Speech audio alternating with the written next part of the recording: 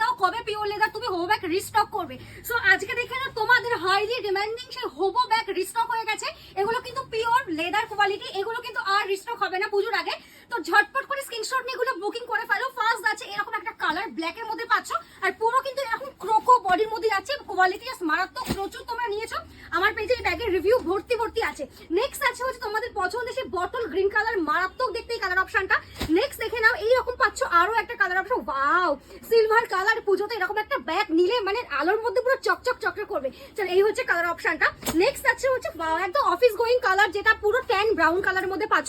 এটাও কিন্তু ভীষণ সুন্দর, ব্যাগটা কিন্তু অনেকটা বড়, ঠিক আছে, অনেক কিছু রাখতে পারবে।